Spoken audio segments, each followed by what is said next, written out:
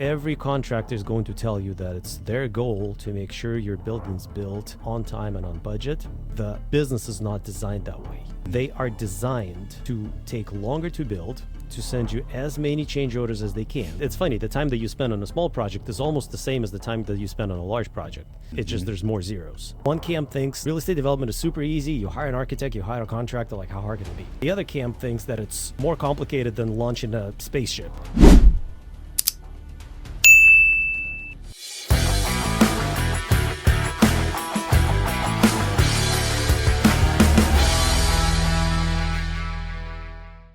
All right, everybody. We've got another episode of Raw and Relentless here with Eugene. Eugene, thanks so much for coming on. I really appreciate it. Bo, thanks for having me. It's a pleasure. Yeah, absolutely. Why don't you tell everybody a little bit about yourself and what you're doing? Yeah, I am a real estate developer. I've been in it for a little over 20 years. Joined a family construction company. Didn't want to be a builder. Started partnering to make deals work, and eventually shut down our construction company, focus 100% on development. My niche is fairly uncommon. I don't want to say unique. I'm sure others are doing that, but it's fairly uncommon. As a developer, I don't buy properties. I don't buy land. We partner with folks who already have the land, either owners who have no development ambitions, or no ambitions to be a developer, but do want to build something there, or real estate developers who don't have enough experience and want to bring in somebody else to help them with the project. So that's been our niche, primarily multifamily, single family. We've been focused on Western Washington market, state of Washington, until recently when I started doing these podcasts, and I started my own podcast about real estate development, and I started getting phone calls from all over the country. So now we are looking at deals pretty much all over the United States. That is very unique, because usually you always hear that whoever owns the land is developing the land, or they're going to sell it to some developer. It is uncommon. I don't want to say we're the only ones doing that, but what happened when I started doing development, obviously the family has been in construction, so we knew everything about building. However, when you start developing, it seems that it's easy because I know what I need to do after I get the set of plans and the permit. But what happens before you get a set of plans and the permit to a contractor seems easy. And that's why we went into it. And I realized that it's not easy, and it takes a lot of effort, and it takes a lot of risk, in fact. And a lot of people who think it's easy, they don't realize all the risk that they're taking. And I've discovered that people are split into two camps. One camp thinks that real estate development is super easy. You hire an architect, you hire a contractor, like how hard can it be? And then the other camp thinks that it's more complicated than launching a spaceship, and they would never touch it. And so my goal is to bring these two worlds together and show that it is doable. If you've never done it before, it is possible. You just need to work with someone who has done it before to point out the things that you need to look out for. So when you partner with somebody that has the land, how does that, is it like a land lease, or is it a true partnership in the development? It's a true partnership. Yeah, we take an equity stake in it, and typically we take a very small percentage equity stake that is structured to be paid out at the very end. So I usually say that I'm the last one to get paid on the job. There is some development overhead that obviously my company needs to take out of the project budget to finance the operations. There's no profit in it. So typically the lender gets paid first. Well, obviously first the contractors and all the consultants get paid, then the lender gets paid, then the limited partners, then the general partners, or the property owner in our case. And many times we become a co-GP, but even within our co-GP structure, we're still the last ones to get paid. So I'm very motivated to make sure the deals are successful. So if somebody's got a parcel of land, they want to build a multifamily property on it, they come to you, they come to your company, you help facilitate the building of that asset. Do you also help with raising the funds to do the deal, or what does that look like? Yeah, pretty much 100% of everything. We start Wow. by evaluating the site. We bring in the team. We figure out how much money is needed. In many cases, owners come in and say, all I have is this land, nothing else. I don't know how to do it. I don't know. I don't want to invest any more money. What do we do next? And so now we have to figure out, all right, well, so we've got this land. Sometimes it has debt on it. Sometimes it's debt-free. If it's debt-free, it's easier to work with. But then, yes, we need to figure out, first step is how do we finance it? And then we put together the financing structure to get us through the development phase. Then we need to, while we're working on that, we have to work on fundraising for the construction phase. Mm-hmm. And so, part of our company is focused on financing. Part of our company is focused on the actual steps that you need to take to get the building designed and permitted. Mm-hmm. Putting together all of the team members, your architects, your engineers, your contractor, everybody in place so that by the time that permit is issued, the financing is ready to go, the team is ready to start building. And then we focus on construction management. That's what a lot of owners don't think that they need to do. They think they hire a contractor and the contractor will build it. There's a lot of work that goes into construction management from the owner standpoint. And so that's what we focus on.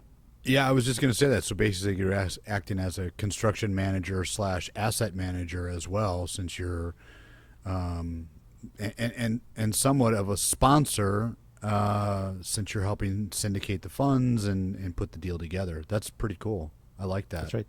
That's right. So pretty much everything else that a typical developer would do, except the way we join the partnership is not through a property acquisition, but through a joint venture. Mm-hmm. Yeah, makes sense. What other territories are you guys getting involved in besides Washington now that you're kind of expanding out? So we recently started a job in Idaho. That's a large 100-acre development. We issued an LOI for a project in Texas. I just literally an hour ago hung up on the phone with a potential new project in Florida. I still have a set of plans that I need to review on another opportunity in California. So pretty much all over the country. Is there any state or any area that you're like, we're just not doing business there?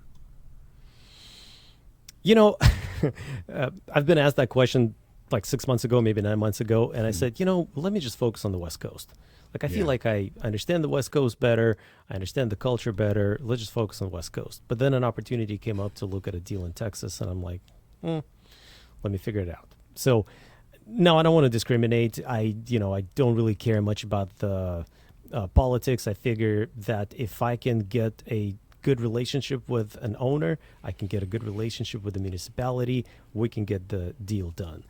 Obviously, every municipality, every area has their own little trick, their nuances, and not every project is going to be for us. And we've had to say no to a lot of opportunities. Just if it's, the way I describe it, if it doesn't feel right, then I'm not going to touch it. If I get good vibes with the owner, we feel like we understand each other, I understand them, they understand me, and it just easy, it flows, then we should do the deal. So as a CM, you necessarily don't need to have the licenses, right? You just have to hire the contractors that have the right licenses, but you, in essence, still need to understand the codes for all these different areas. How do you guys work through that, seeing as how most of your business has been in Washington? You understand the code structure in Washington, but now you go to these new territories where codes can be completely different. Right. So I like to differentiate building codes from land use codes. Building codes, your IBC International Building Code, your IRC International Residential Code, for the most part are adopted. I mean, the code's the same, right? But it's adopted to each municipality. There might be some variances, but that's essentially the same way how architects or engineers could practice in multiple states. they do need to understand the differences there, but for the most part, the codes are the same. ADA requirements, that's federal, so that's all the same. When it comes to land use codes, that's when, it's an infinite area of variability and changes. And I do not claim to be a code expert. And in fact, codes, hell, look at the city of Seattle. The codes are so freaking complicated that I don't think there's one single person who works for the city understands the full code. Take any of our meetings with building inspectors. When we had an architect design something, the city plan reviewer reviewed and approved it, and then we go to build it, and the inspector says, no, you can't do it, you have to change it. And then we need to hire a specialty consultant, code consultant, to address that one specific issue. And it's just the way this business is. I don't think there's any one single person, even if they live in the area and have been using that code, that they know the code entirely.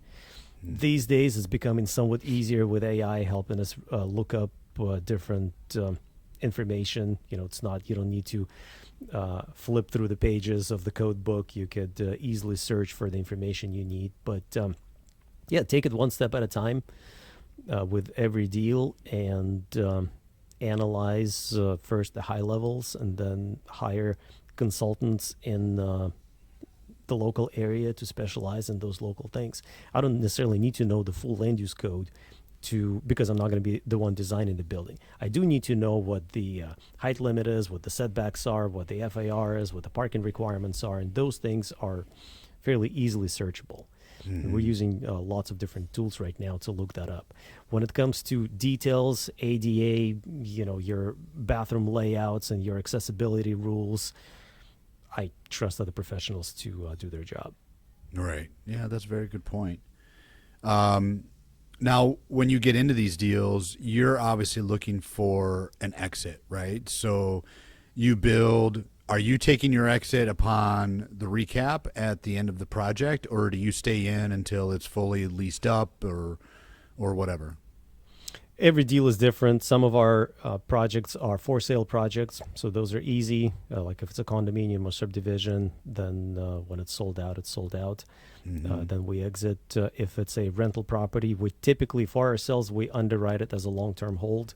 And then it all depends on the owner and how the owner wants to proceed with it. Some owners just want to develop an exit. Some say, this is our legacy. We want to stay in it forever and ever and pass it on to generations.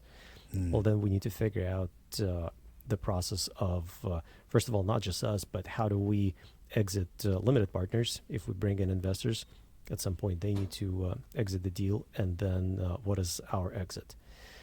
I like to approach deals with the thought that if there's an opportunity to hold it long term, I'd like to hold on to it long term. I like the idea of cash flow, of the future revenue coming in, not having to deal with taxes. That's always kind of in the back of my mind. In the past, we haven't held on to a property because every time there's a new opportunity, and one way or another, we're out. Yeah. What do you, especially since these deals, you're not really walking into them with any cash out of your own pocket, correct? Because you're just kind of providing the whole systems, if you will. What do you typically want to see in terms of like an IRR or a multiple or a cash-on-cash return with some of these deals for your business? Right. So the way I describe it is we are a development partner. We are not an investor, and I make that distinction.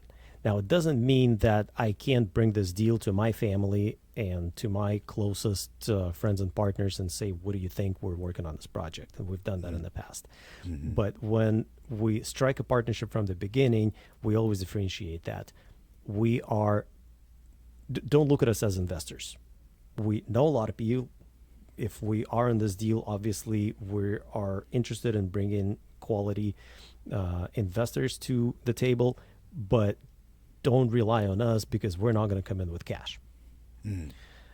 Now, what my personal return on investment benchmark is, I always tell the property owner, I always tell the investors, is that my benchmark is 2x.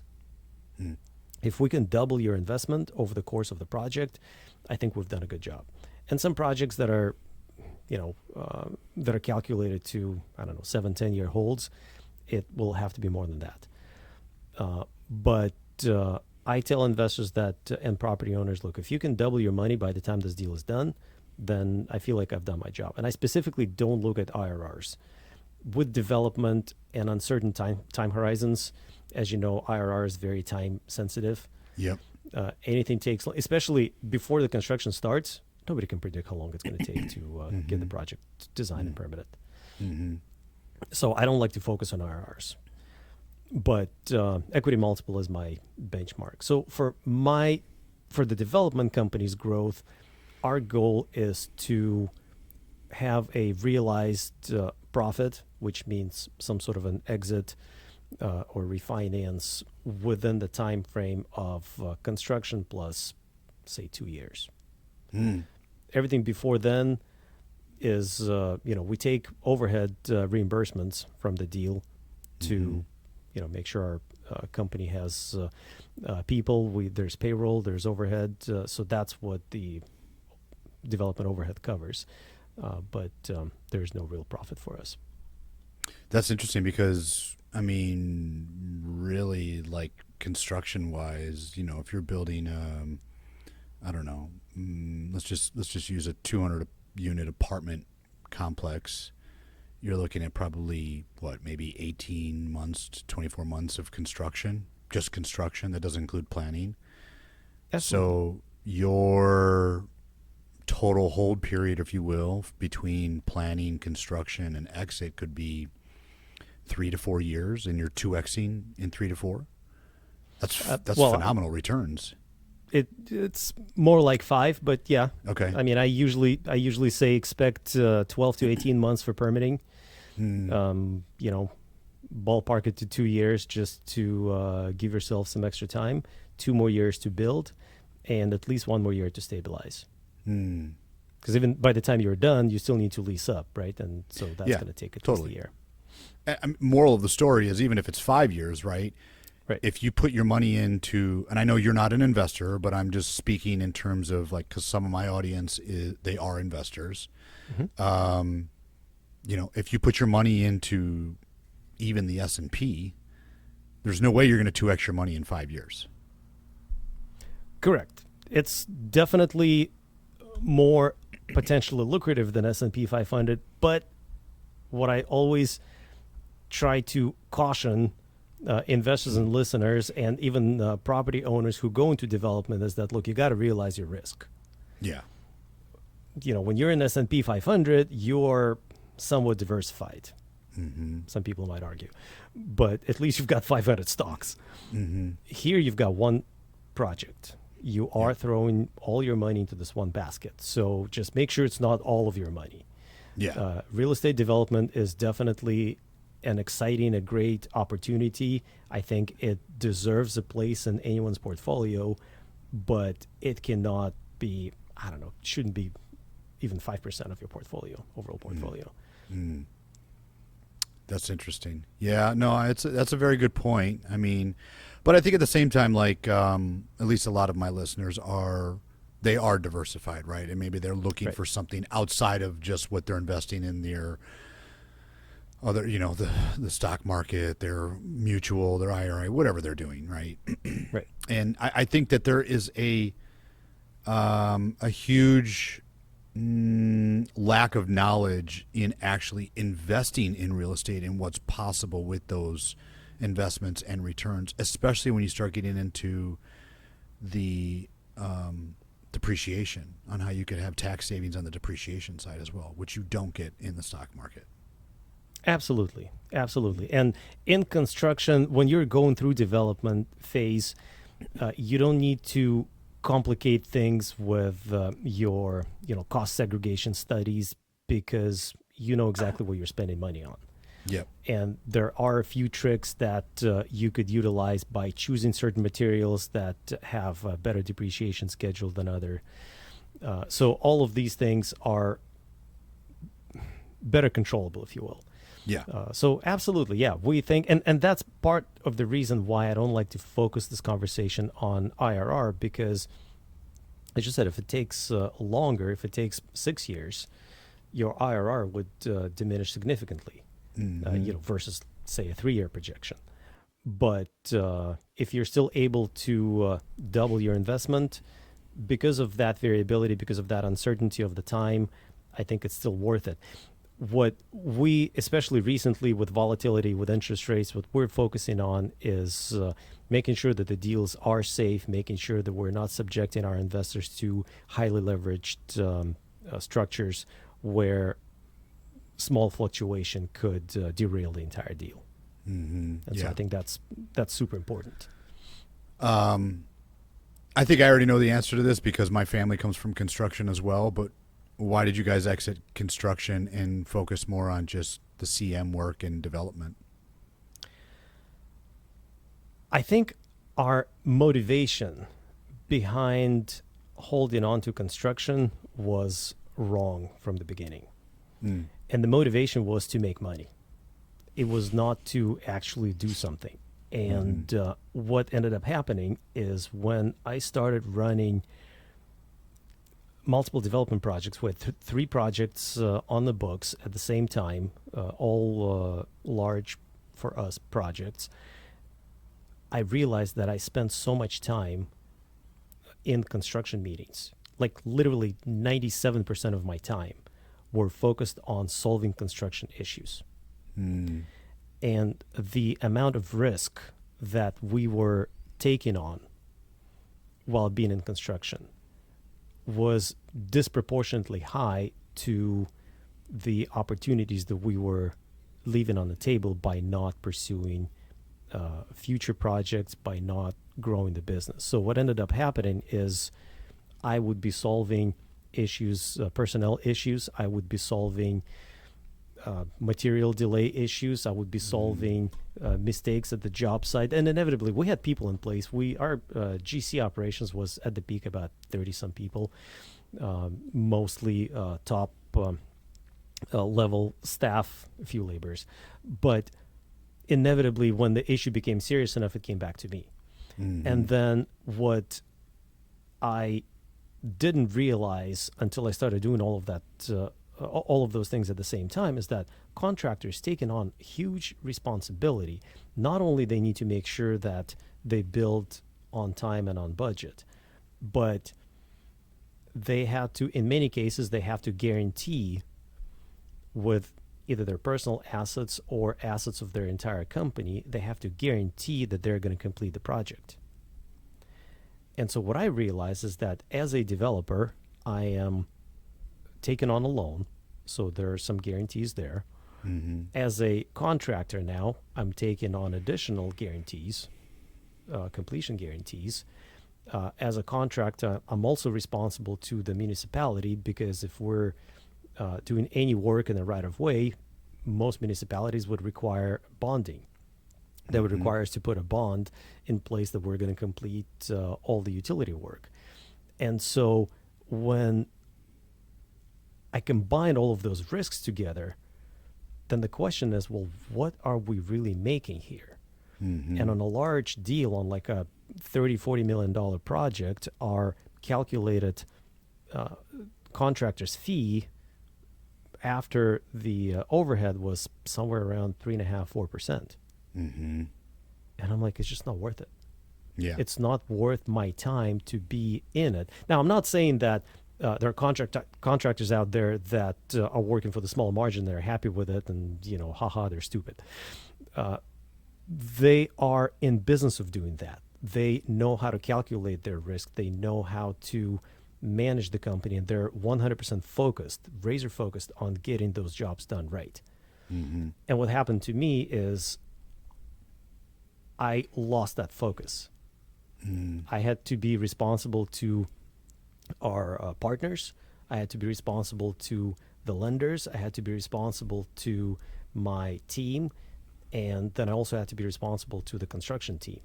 And, whenever a contractor comes in with a change order, they come to me because I'm both the owner of the construction company, and I'm also the developer, the owner. And now I'm like, okay, well, who's going to pay for this? Is this a contractor screw up, or is this the owner screw up?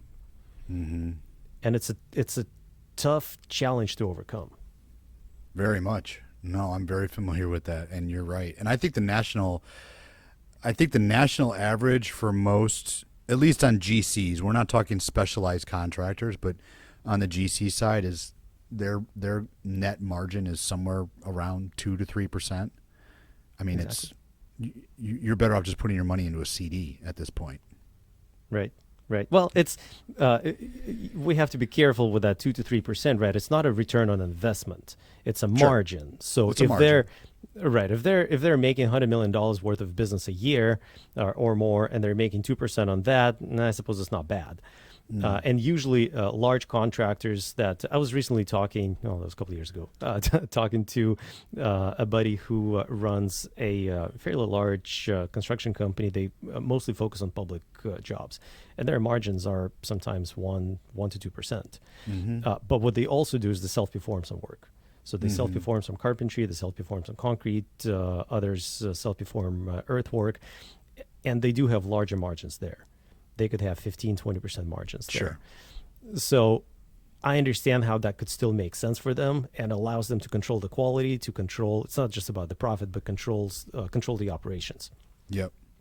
That makes sense. For us, we were just strictly a GC, and it became challenging because when I was arguing with my construction director of construction operations about certain costs, I'm like, it was really hard to decide who needs to take that responsibility. Does it stay with a contractor and that it erodes my personal margins, if you will, or does it go up to the owner where we're a partner? And it wasn't a healthy conflict. And I thought that for me to really grow the business and to focus on, just being a developer, what was the better solution? Sure. Yeah, I mean, we looked at the same thing too. I think from my mentality though is, even though, like you said, it's not an investment, but that margin is still low enough where if somebody got hurt on your job site, a worker, right, and you have insurance, but people don't know that there's something called your EMR rating, where if your EMR rating is too high, you're not going to get work. And every time they got to pay out, your EMR goes up. And it doesn't, I mean, that's the whole point of insurance, because shit happens, right? People, slip or fall or something happens, right? I mean, some of the stories I could tell you that what happened on job sites is just like crazy. And you're thinking, wait, you guys had to pay out for that? Yeah, we did, because ultimately you're the employer, and depending on the state, most states are employee friendly. I just felt like, man, that 2, 3, 1% is just, it's not worth it. Like you said, I completely get where you're coming from. Yeah. No, and on top of that, I mean, we've blown through 5% contingency in the past. And if you're operating on a 2% margin, that little fuck up could cost you a lot. And now you're halfway through the job, and you already know that you're losing money, but you have to complete. And that's it's an unpleasant place to be. Yeah, no. Yeah, I get it totally. It's a very, very hard business, especially nowadays, because I actually just recently did a podcast where we were talking about how hard it is to even find tradespeople. Most people are technology driven now. Yep.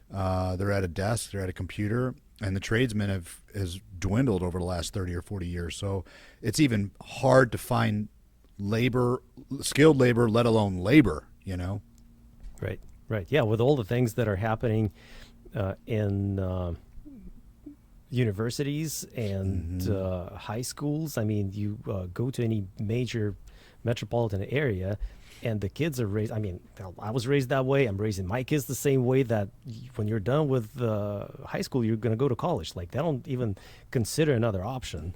Yeah. And how many people are going to become a plumber or a carpenter, or and those things are not going to get replaced by AI, not Right. anytime soon.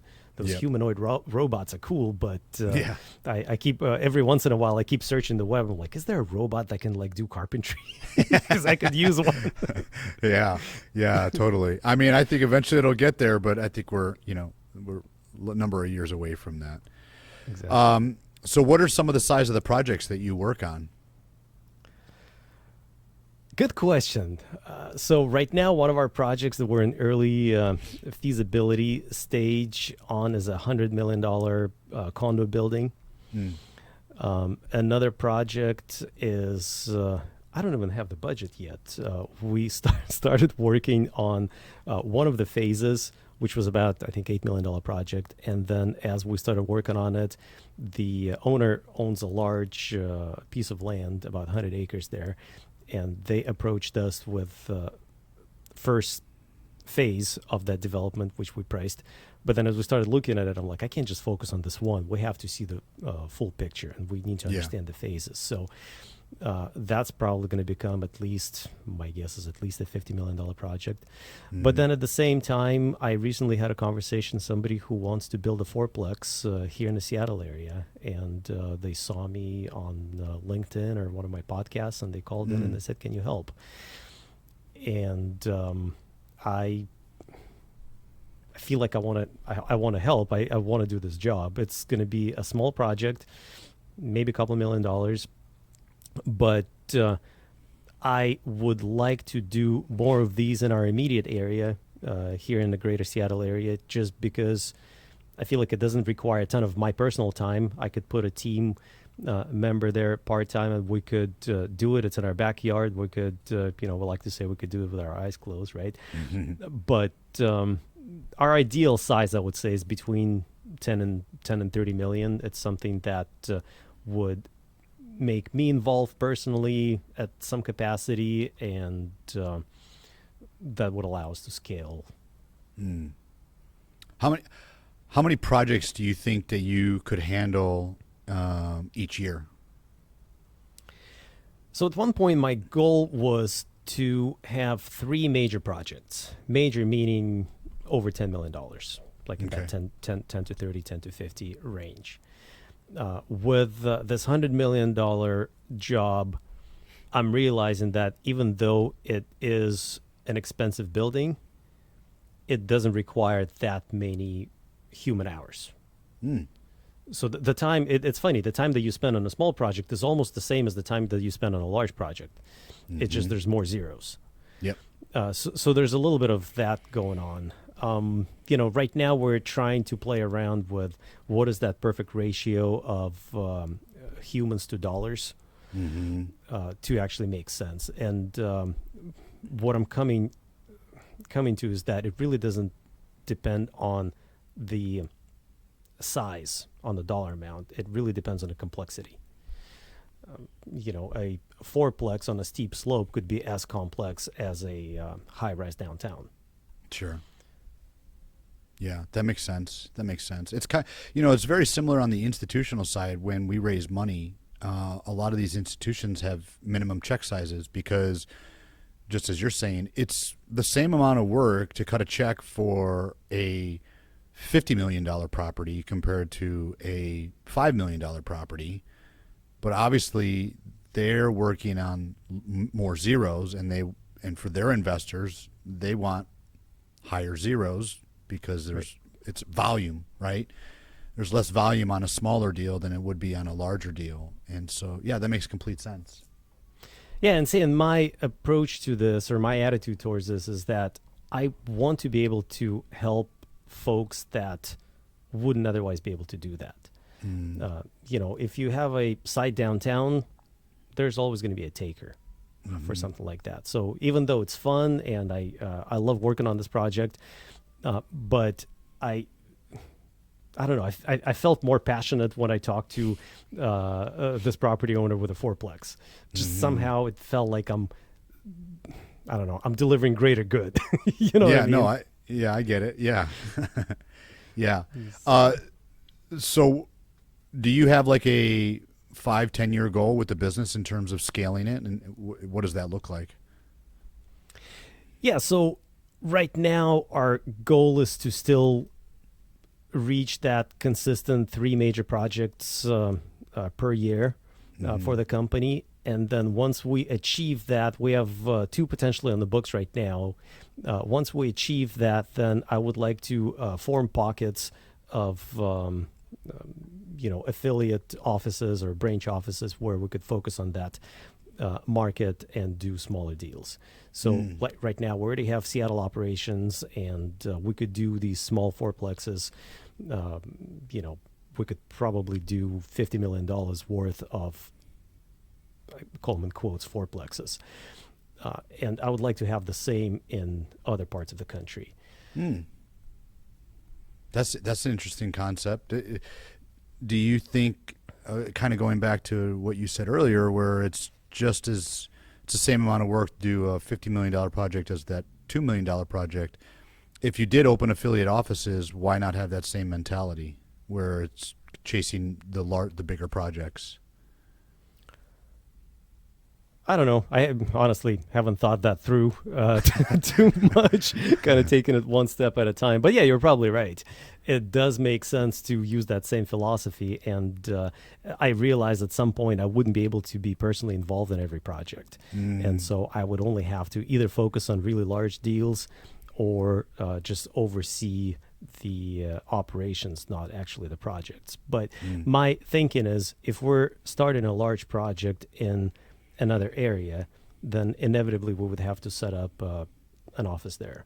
Inevitably we would have to put in a person to be there on site full time.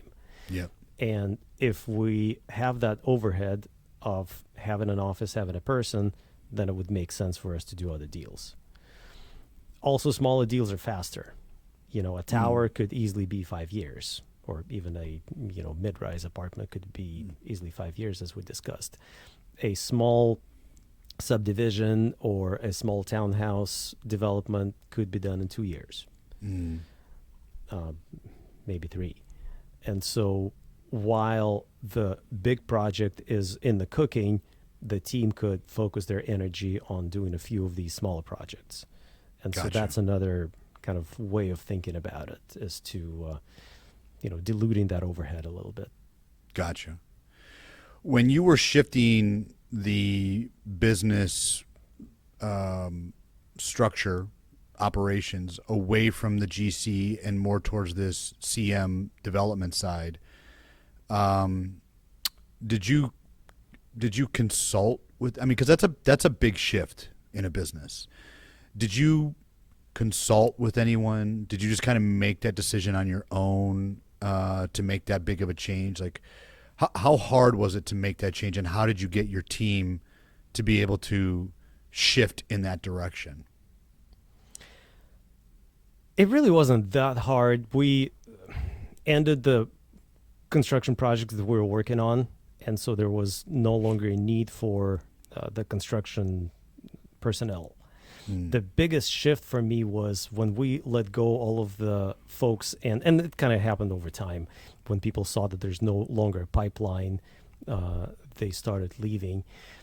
But the biggest shift for us was on the development side. We had a small core team. It was basically 3 of us, 3 principals, myself, my sister, and her husband. We were always the legally employees of the development company. I'm using air quotes, and we were always the ones that are focused on new development, new projects. So when we shut down the construction company, I realized that construction company was actually carrying a lot of our overhead. They were doing all of our accounting. We had a receptionist, an assistant. We had a couple laborers that could help us with little things. When I had a problem in my house, I could easily call the carpenter that we had in the office and say, "Hey, can you come out and fix something?" I don't have time. So, and all of a sudden I lost that. I'm like, oh, I now need to pay for that, even though it wasn't free. So that was probably the big shift. Did I consult anyone? No, not really. I mean, it kind of happened organically, and we had a period of time when we were between projects. The market was really sluggish. That's right after the interest rate rose, and we didn't have any new opportunities. It was probably about a year of really slow period for us until we started ramping up again a few months ago, and now have multiple projects in the pipeline and 2 projects on the books. So it's actually been quite recent that you made this shift. The shift away from construction, yes. The shift Okay. to partnership, that was the decision made several years ago. Gotcha. Do you think that, well, let me rephrase. How can you explain to me and the audience, basically, if you're in construction as a GC versus a CM, because a lot of times GCs act as CMs as well. Why would someone hire a CM and not a GC to handle everything? Because ultimately, the CM is another layer on top of the GC, which is additional cost. What's the advantage of doing that rather than just having a GC handle everything? I think the biggest disadvantage is conflict of interest. Ultimately, you want healthy conflict. There's usually, the way I typically describe it is, you have the owner, you have an architect, and you have a general contractor. And they're always fighting because they have conflicting agendas. Even though every contractor is going to tell you that it's their goal to make sure your building's built on time and on budget, financially speaking, the business is not designed that way. They are designed by definition to take longer to build, to send you as many change orders as they can, because typically their margins on change orders are way higher than their general margin. Yep. And they are designed to find as many holes in their construction documents to justify the change. And every contractor is going to tell you, no, that's not the case. We really want you to be happy. We want to do more than one job for you. They're not wrong. But if you just look at the general principle, they would make more money if they ended up finding holes. And so now there's this conflict, because here's the owner who says, you guys signed a guaranteed maximum price. I'm not going to pay a penny more than what we agreed on paper. And then the contractor says, yes, we signed a guaranteed maximum price that we're going to build this building based on this set of plans. But what this set of plans doesn't have is, I don't know, pick a detail. And that detail costs extra money. Had we known that it would be there, we would have priced it. Yeah. But it wasn't in the plan, so we didn't know. And now the owner says, okay, so the architect, you screwed up. And I'm kind of generalizing, it could be architect, could be one of the engineers. And then the architect needs to defend themselves. And so there's always this finger pointing. But the reason this conflict is healthy is because it helps elevate everybody and helps propel the deal forward. And so, to answer your question, construction manager is almost like an outside party that could bring everybody to the table and, first of all, help the owner with the arguments when they are working, in quotes, against the contractor, but also help justify contractor's position to the owner. So it's the party that the owner trusts to make sure that there's no conflict, that there's no hidden costs. And then, of course, contractors are professionally skilled to hide costs. And it doesn't have to be, I don't necessarily mean it in a negative way. Yeah. It is the way for them to protect themselves. It is the way for them to anticipate holes. Yep. Because if they are looking at a set of plans and they're not finding a detail, but they've built 3 similar buildings in the last 5 years, they know that that issue is going to come up. So they're going to hide that somewhere. So that when an issue comes in and this conflict comes in, they're going to be like, all right, we got it. Don't worry about it. And so I think that's just a healthy, I don't like when a contractor, even though it's common in government contracts, this CMGC structure, but again, government contracts typically have unlimited budgets, right? So Yeah. in private jobs, I like having that separation. Have you ever seen that meme? This is a very, very old meme, very old, but it was a picture of a boat docked in a harbor, and that had a dinghy right next to it, and the name of the dinghy was Original Contract, and the name of the boat was Change Order. It was a huge yacht. The change order was the huge yacht, and the dinghy was the original contract. Exactly. Yeah. Exactly. I mean, unfortunately, it happens all the time. And again, it happens a lot in government projects. Yeah. Not to get political, but a lot of times they really don't know how much things are going to cost.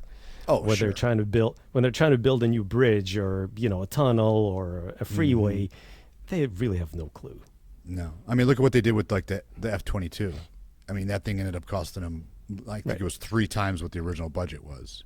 Exactly. Yeah, we had a very similar project here because I'm right outside of Chicago, where it was a refinery, and they were expanding the refinery to be able to handle the tar sands oil coming down from Canada, which is a very harsh form of oil to refine because of the sand that they've got to extract out of the crude. Right. And so this project was going to be, it was huge for the area. The original budget was $3.5 billion, and it had roughly 12 to 14,000 contractors involved in this project. That was going to take 3 years roughly. It ended up taking 6 or 7 years and costed $14 billion in the end. Right. So, Right. yeah, but that's the name of the game, because when you're building something that's unknown, because that was kind of one of the first of its kind in a way, that you have a lot of unexpected costs that occur. Right. And I mean, it's hard to blame anyone. When that happens, everybody wants to find somebody, scapegoat, somebody to blame. Yeah, yeah. And, on large jobs like that, it's easy to assume that half the money got stolen one way or another. But the reality is, it is really hard to, and maybe it was, right? But the reality is, it's still very difficult to predict the cost of a project that has never been done before. Yeah. Well, the biggest reason that it cost so much was the safety protocols within the refinery, because obviously you're in a refinery, right? And this refinery was basically, in a way, was built on top of Lake Michigan. What they did is, way back in the early 1900s, all of the slag and whatnot from the steel mill, they would just push it out into the Lake Michigan, and then they built the refinery on top of the Lake Michigan. And then it's been, over the course of 100 years, the refinery's been constantly revised and changed, and so there's things underground that maybe they don't have the prints for anymore. And so they were very, very cautious on how they did the work. And so there was a lot of safety permitting that had to go on, which rightfully so, but most of the guys were working 12-hour shifts, but would only actually get 3 hours of actual work by the time they went through the safety process to make sure that the ground was safe, or make sure that this part of the refinery was still was down because they were building it while it was still running. I mean, who can predict that, Exactly. So. Exactly. Yeah, I mean, we see it all the time. We've done a few unusual, challenging projects on small sites, on steep slopes, and we've been faced with that issue of unknown costs. You budget to the best of your abilities, but then you get on site and things change, and then you've got the environment, and then you've got the weather, and concrete strikes or whatever happens to you that you can't predict. And naturally, the contractor doesn't want to be stuck with that bill. If there's a concrete strike and they cannot deliver concrete to your job site for 4 months, as we had here in Seattle a couple of years ago, what are you going to do? Yeah. We were lucky enough on smaller private jobs. We found non-union concrete trucks that were able to deliver us mud, but we didn't need that quantity like a downtown high-rise would. Yep. So you have a podcast as well. What's the name of your podcast? Yeah, it's called Real Estate Development Land to Legacy. Okay. And so what's kind of the goal of your podcast besides educating your audience? That's pretty much it. The goal is to educate the audience about real estate development, everything that has to do with development, the challenges, the process. When I first started it, I thought, what kind of value can I deliver to the folks out there? And that was it.